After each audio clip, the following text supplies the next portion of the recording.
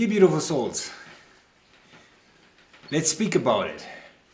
Fate and destiny. Is it actually real? Well, most of us have grown up in a nihilistic, materialistic system, where scientists have told us that the universe isn't intelligent and that the universe does not have a purpose, that it's not intelligent or conscious. Well, that is slowly shifting. Scientists are catching up to the idea that the universe is intelligent. However, it goes much deeper than this. A lot of those human beings who have grown up in any particular society system have gotten a certain programming. And this programming that we have gotten in the school system, in education, has replaced our own intuitive guidance system. And this is highly problematic for many different reasons, because it makes it very difficult for the average human being who does not have spiritual practice to actually be able to tune back again into their guidance system, to know who they are and what their purpose of existence actually is.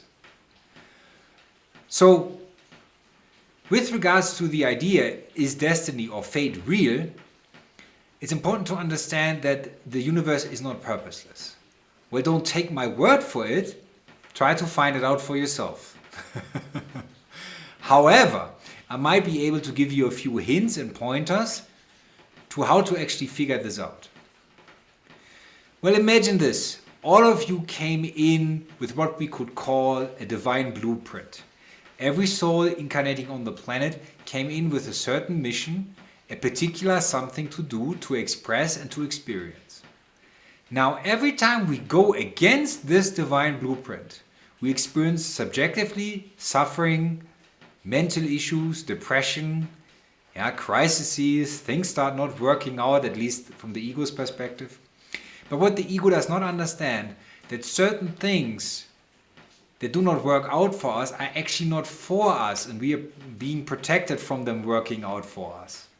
So for example, if your divine blueprint says this lifetime you are going to be a musician and you're going to be self-employed as a musician, but out of fear you say, well, I'm going to work in economics, or I'm going to pick some, let's say, 9 to 5 and I work in a cubicle. Of course you cannot be happy because your soul blueprint says that's not what you're supposed to do.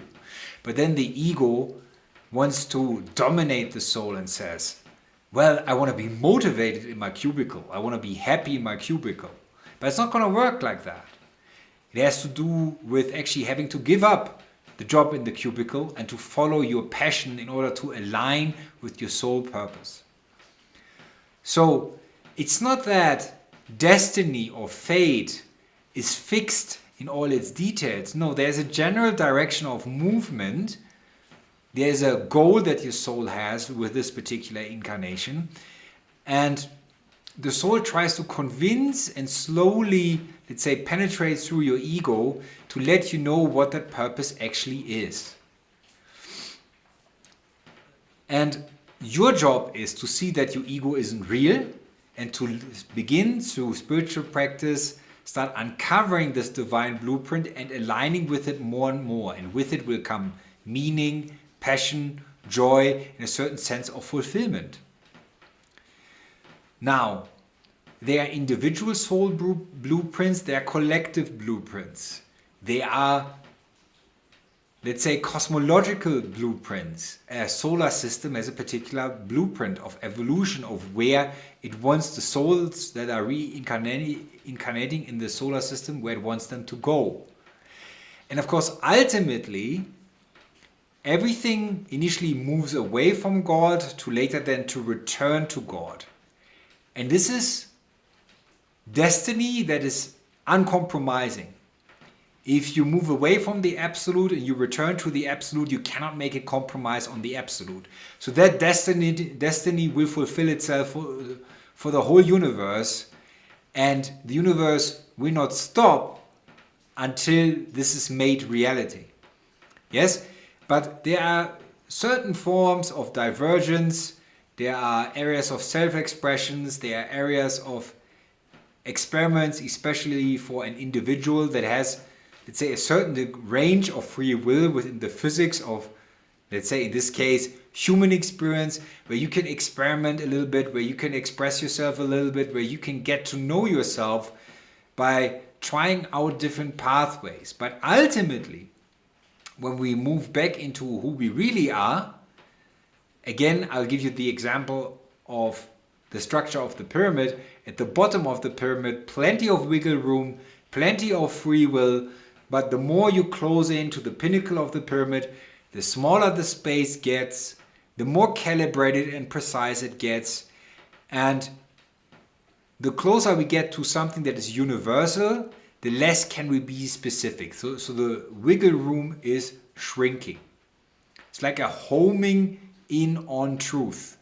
And since truth is ultimate, it doesn't diverge to the idea of subjectivity. So there is an ultimate destiny for the soul, and this is of course to fuse with God again, to return to the unity. But until then, the soul experiments with different incarnations, different types of forms to increase in individuality, to later then transcend individuality. That doesn't mean you lose it, but you will realign that soul's individuality with the universal will. And that is fate that cannot be skipped. Because ultimately you cannot avoid yourself forever. On a smaller scale, it can mean, on a human level, to follow your passion, to follow your creative sense, to follow your intuition, to start honing in on that pinnacle of evolution, so to speak. So in this way, fate is ultimately not avoidable. Destiny is not avoidable because you cannot avoid your true nature forever. The universe doesn't allow you to do that. However, you can play within the illusion of time and experiment and get to know yourself. But at some point there will be a recall energy, and in every incarnation that recall energy, if you do spiritual practice, it will grow. The yearning for God will intensify. The yearning for unification will intensify. And then we start disidentifying from the individuality and start re-identifying with our original state, which is oneness. And this then will need to be achieved through certain type of yogas that lead to divine fusion. So, in your lifetime, you all have small destinies, small soul plans that align with the bigger picture. And it is for everyone to figure out what that small soul plan is. Are you going to be a medium in this lifetime?